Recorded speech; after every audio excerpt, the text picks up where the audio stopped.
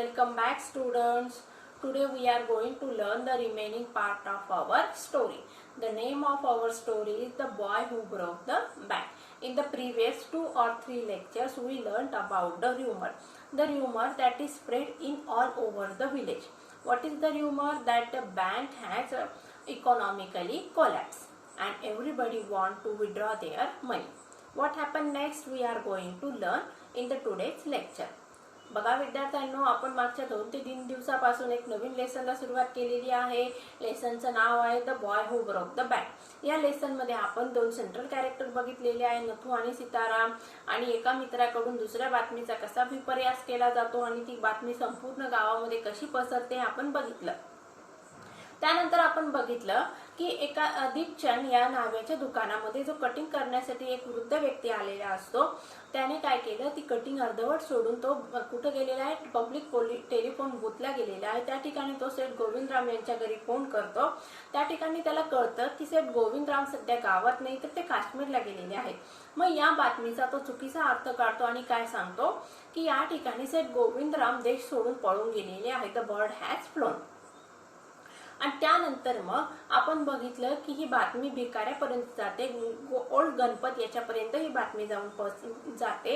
आणि त्या ठिकाणी तो ओल्ड गणपत काय करत आहे की जो मागच्या कितीतरी वर्षापासून आपल्या दोघी पायांवर चालू शकत नाही, असा हा गणपत दोघी पायांवर सरळ उभा राहून तो बँकेच्या दिशेने पळत सुटलेला आहे. अशा प्रकारे बघा आता वेगवेगळ्या काय गमती जमती होतात पुढे ते आपल्याला बघायचं. चला तर मग पुस्तक ओपन करा सगळ्यांनी. पेज नंबर काढा 52. The Seth had fled the state, said one. He had fled the country, said another. He was hiding in the Pimple Nagar, said a third. He had hanged himself from the tamarind tree, said a fourth, and had been found that morning by the sweeper boy. बघा विद्यार्थ्यांनो, आतापर्यंत फक्त बँकेबद्दलच्या वेगवेगळ्या अफवा पसरलेल्या होत्या. आता या पॅसेज मध्ये सेठ गोविंदराम यांच्या मालकीची जी बँक आहे त्या सेठ गोविंदराम यांच्याबद्दल पण वेगवेगळ्या अफवा पसरवल्या जात आहेत. काय सांगितलं जात आहे बघा, सेठ हॅड फ्लीड द स्टेट, म्हणजे महाराष्ट्र या राज्यामधून सेठ गोविंदराम हे पळून गेलेले आहेत. एकाने असं सांगितलं. दुसऱ्याने काय सांगितलं बघा, he had fled the country, sed the another. दुसऱ्याने त्याच्यावरतीच सांगितलं की सेठ फक्त महाराष्ट्रातून नाही पळाले तर पूर्ण भारत देश सोडून ते दुसऱ्या देशामध्ये स्थायिक झालेले आहेत, म्हणजे युरोपियन कंट्रीमध्ये ते सेटल झालेले आहे अशी बातमी दुसऱ्याने सांगितली. तिसऱ्याने काय सांगितली बघा, he was hiding in Pimpal Nagar, said a third. तिसऱ्याने काय सांगितलं, सेठ गावातच लपून बसलेले आहेत. चौथ्याने काय सांगितलं बघा, he had hang himself from the tamarind tree, said a fourth. चौथ्याने सांगितलं की त्याने स्वतःला गळफास घेतलेला आहे. चिंचेचं जे झाड आहे त्या झाडाभोवती त्याने स्वतःला गळफास घेतलेला आहे. And had been found that morning by the sweeper boy.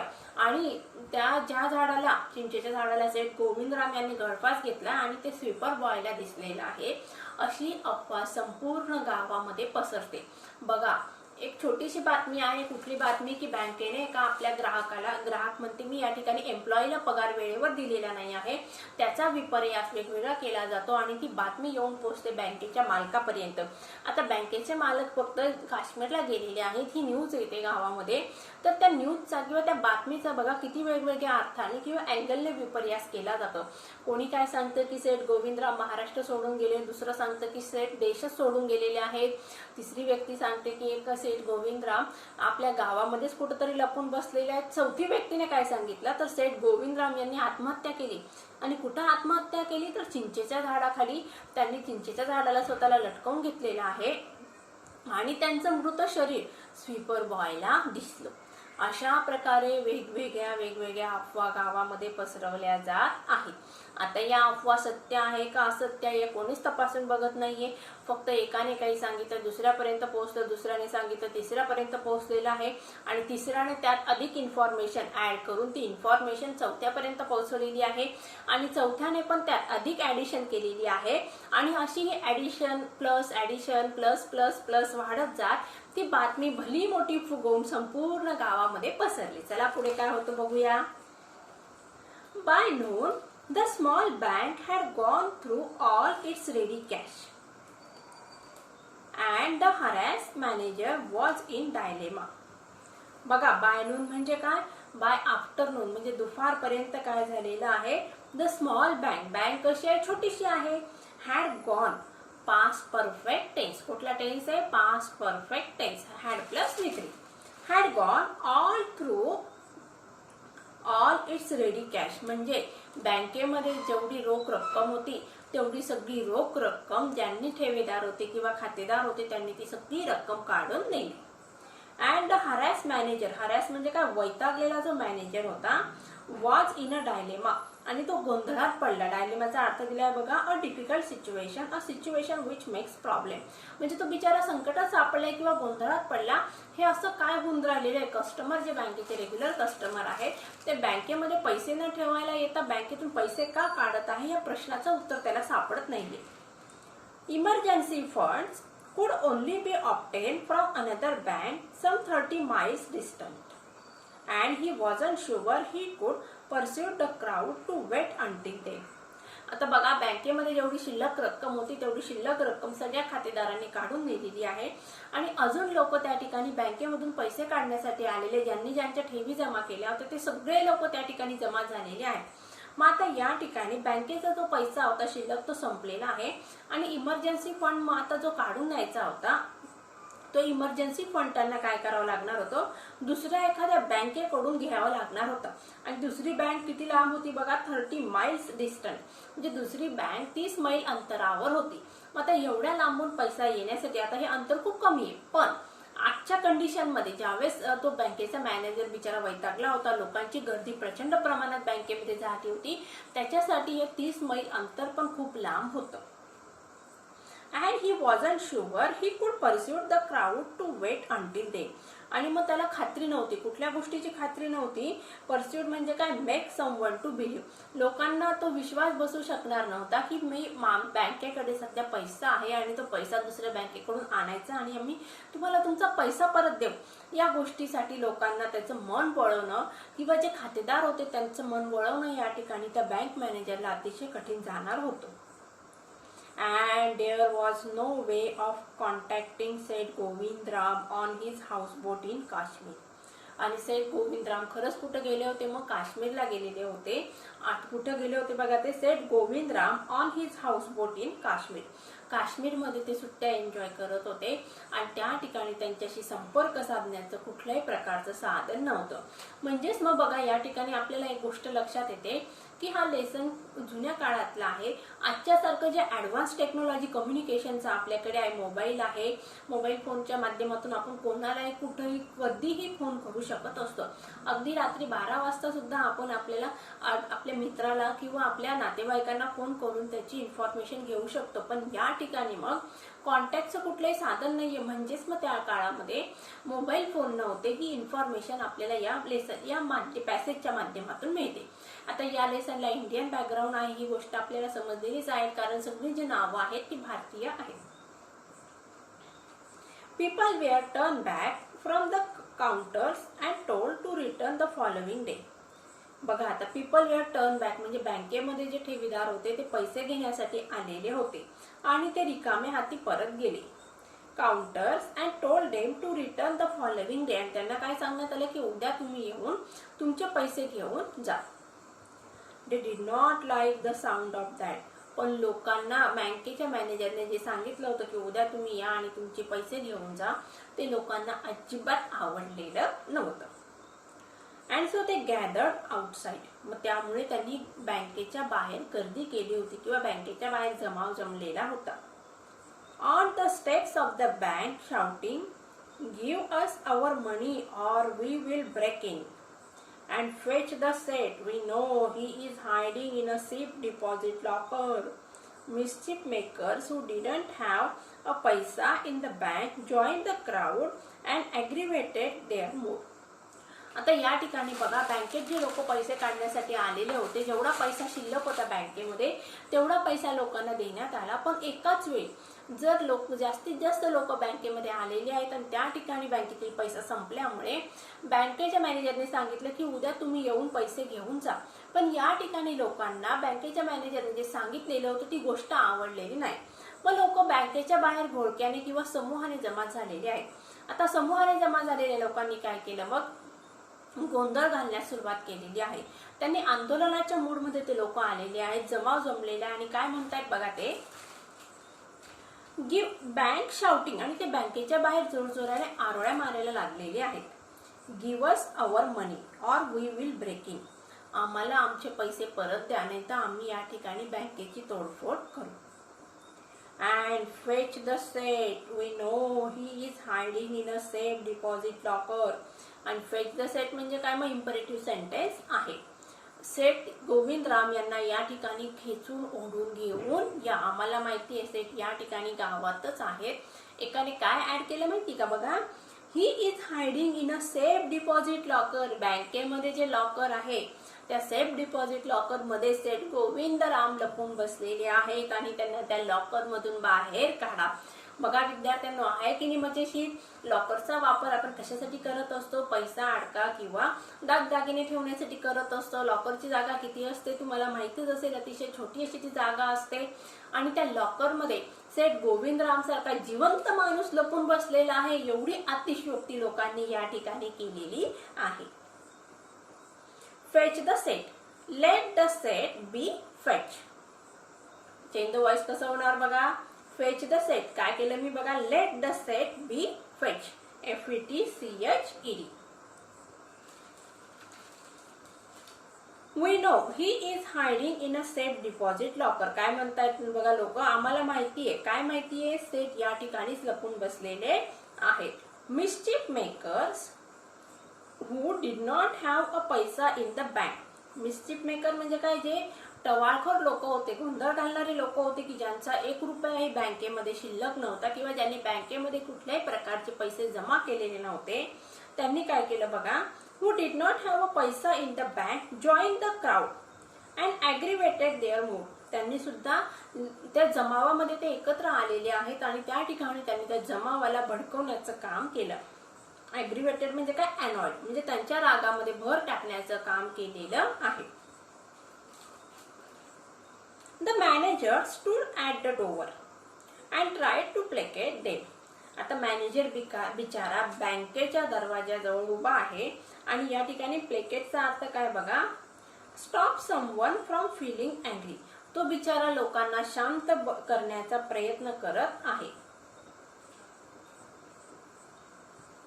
He declared that the bank had plenty of money but no immediate means of collecting it. He urged them to go home and come back the next day. आता शेवटी बिचारा मॅनेजरने काय declare केलं, declare करणं म्हणजे काय, घोषित केलेलं आहे, bank had plenty of money, बँकेकडे इनफ म्हणजे भरपूर असा पैसा आहे, पण no immediate means of collecting it, पण सध्या तरी लगेच तात्काळ बँक तुम्हाला तुमचा पैसा देऊ शकत नाही।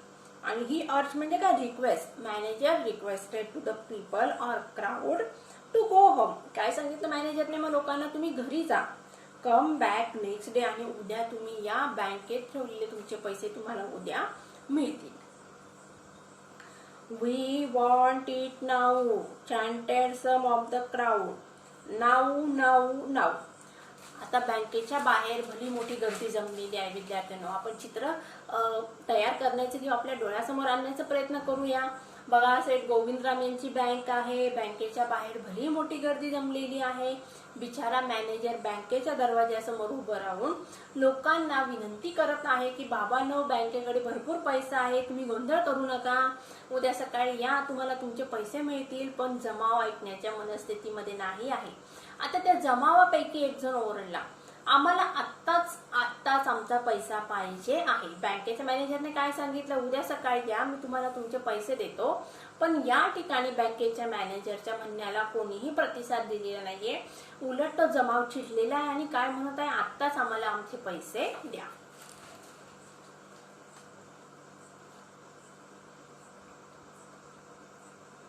And a brick hurtled through the air and crashed through the plate glass window of Pimple Nagar Bank.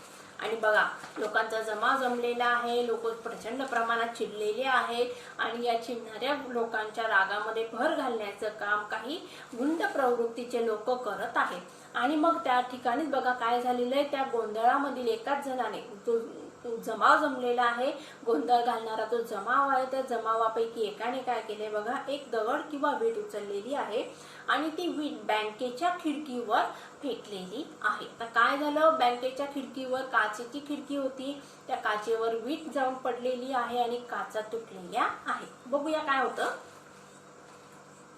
And a brick hurtled through the air and crashed through the plate glass window of the Pimpalnagar bank. बघा बँकेची जी काच होती ती काच तुटलेली आहे।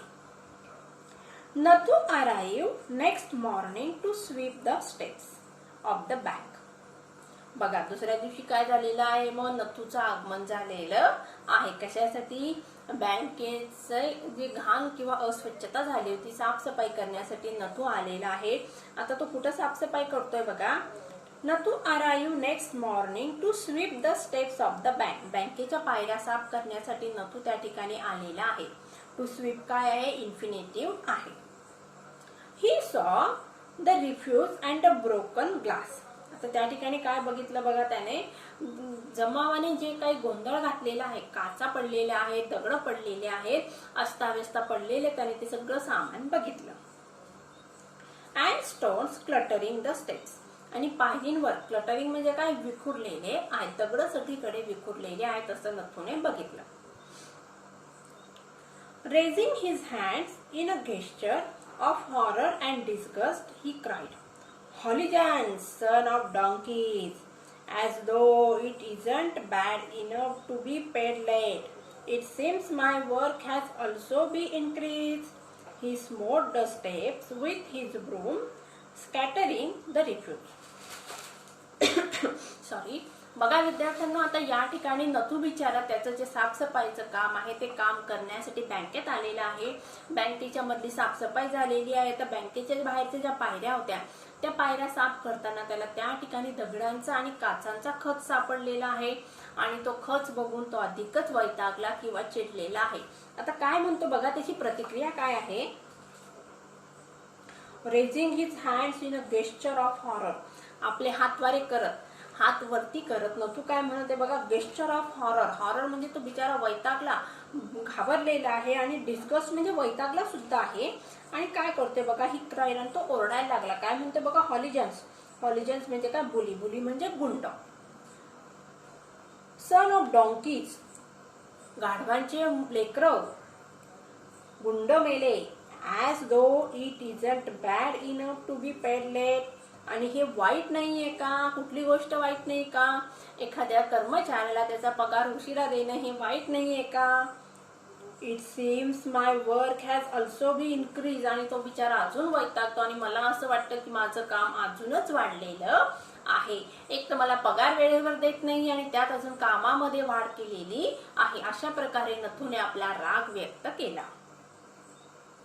ही smote the steps with his broom, scattering the refuse. Smote म्हणजे काय, make a heavy blow with a tool. आता झाडून तर जोरजोरात ते झाडायला लागलेला आहे। Good morning Nathu, said the washerman's boy getting down from his bicycle. आता या ठिकाणी बघा नथूला अभिवादन केलेलं आहे, कोणी, सीतारामने केलेलं आहे। काय म्हणतोय तो नथूला, गुड मॉर्निंग नथू। आता तो त्याच्या सायकलवरून खाली उतरला।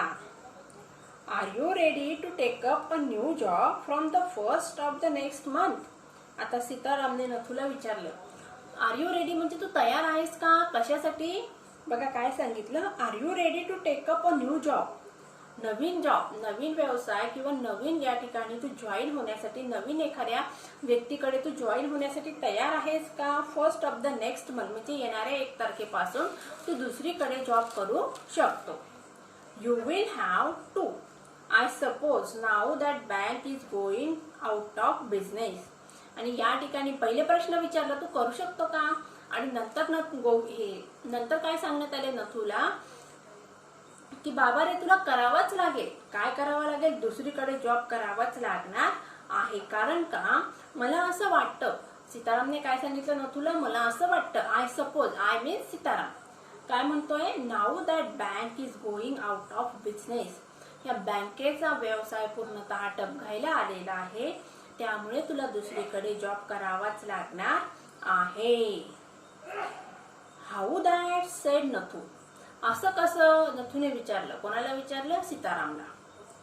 हॅवंट यू हर्ड, आता सीतारामने नथूला काय सांगितलं, haven't you heard, who said to whom. बघा विद्यार्थ्यांनो, या ठिकाणी मी तुम्हाला वारंवार जी नावं सांगत आहे ती नावं सांगणं आणि ती तुम्ही लक्षात ठेवणं अतिशय गरजेचं आहे. आता समजा तुम्हाला हा शेवटचा पॅसेज आला आणि या ठिकाणी हू सेड टू हुम, आता नथूचं नाव दिलेलं आहे पण नथू कोणाशी बोलत आहे ते सांगितलेलं आहे का, नाही. या ठिकाणी सीतारामच्या नावाचा उल्लेख केलेला नाही आहे. मग तुम्ही जर लेसन नीट ऐकला असेल, काळजीपूर्वक ऐकलेला असेल, नावं कॅरेक्टरचे जर लक्षात ठेवले असतील तर तुम्हाला या ठिकाणी हू सेड टू हुम हे लिहायला अतिशय सोपं जाणार आहे. विद्यार्थ्यांना नीट लक्ष द्यायचं आहे. कारण का, बघा आता आपण जून, जुलै किंवा ऑगस्ट, सप्टेंबर या महिन्यामध्ये आपण पहिले जे युनिट असतो त्याचा अभ्यास करत असतो आणि आपली परीक्षा असते एप्रिल मार्च महिन्यामध्ये. त्यावेळेस आपल्याला या सगळ्या गोष्टी रिकॉल झाल्या पाहिजे. म्हणून मी वारंवार तुम्हाला नवीन लेसन किंवा पुढचा पाठ सुरू करत असताना मागची समरी तुम्हाला वारंवार सांगत असे. तुम्ही असं स्वतःला बोर करून घेऊ नका किंवा समजू नका की मॅडम काय बोर करत आहे. तर ही गोष्ट मी तुम्हाला वारंवार काय सांगत आहे की कारण तुम्हाला या गोष्टी मार्च महिन्यापर्यंत तुमच्या डोक्यामध्ये स्टोअर करून ठेवायच्या आहेत आणि त्या स्टोअर केल्यानंतर योग्य वेळी त्या युटिलाइज पण करता आल्या पाहिजे. म्हणून मी या ठिकाणी तुम्हाला कॅरेक्टर, सेंटर कॅरेक्टर वारंवार सांगत असते. हाऊ दॅट, कसं काय, सेड नथू, नथू बोलतो कसं काय झालं मग ते.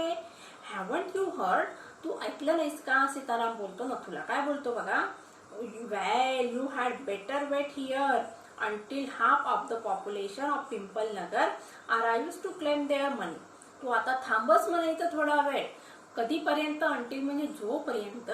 आता या ठिकाणी या गावाची जी अर्धी लोकसंख्या आहे ती या ठिकाणी येत आणि बँकेच्या बाहेर जमत नाही आणि आपले पैसे मागत नाही तोपर्यंत तू इथंच बघ, म्हणजे तुला सगळी गोष्ट समजेल. And he waved cheerfully. He did not have a bank account and sped away on his cycle.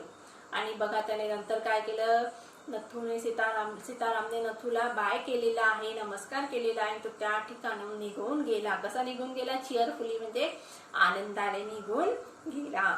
कारण का, कारण त्याचं त्या बँकेमध्ये अकाउंटच नव्हतं, त्याने कुठल्याही प्रकारचे पैसे बँकेत जमा केलेले नव्हते आणि त्यानंतर मग तो सायकलवर नथूला अभिवादन करून सीताराम त्या ठिकाणाहून निघून गेलेला आहे.